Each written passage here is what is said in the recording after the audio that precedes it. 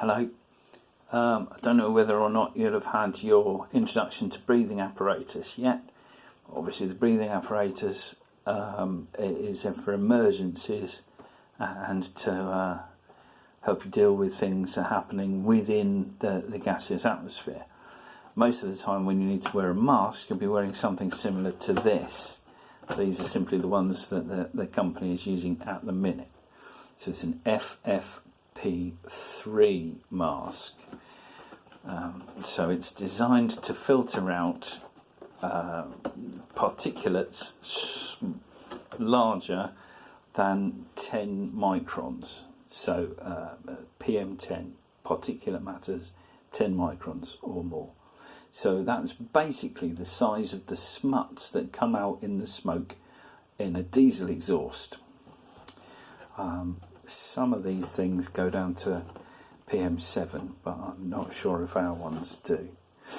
So obviously, when you're issued these, you're issued a box of 10. It's got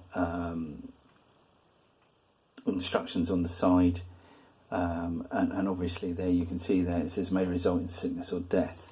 So generally what happens with these is if we're cutting stuff with silica in it, and basically almost all of the built environment contains silica, what happens is that particulate matter settles in your lungs, goes past all of your body's natural defences, settles in your lungs, where it goes off again, calcifies, and your lungs calcify, and gradually what happens is your lungs turn to stone.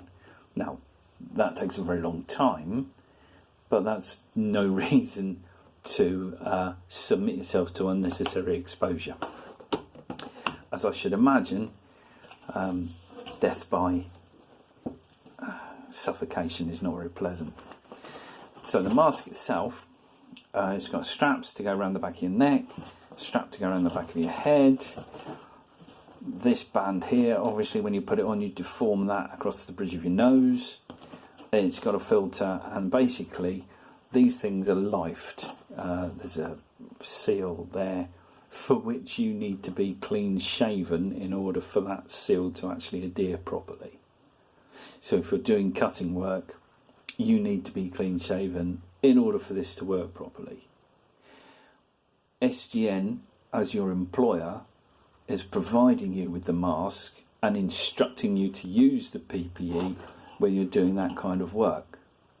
So it's a legal requirement, and you have a legal requirement under the Health and Safety at Work Act not to interfere with things provided for your protection. Therefore, you are legally required, if you're doing that work, to be clean shaven. Hope that's clear. So these things, basically, they last one shift. They last a number of hours, probably up to about 8 hours. What happens is that they are electrostatically charged in the factory, and then they're packed together with others in a plastic tube, like this.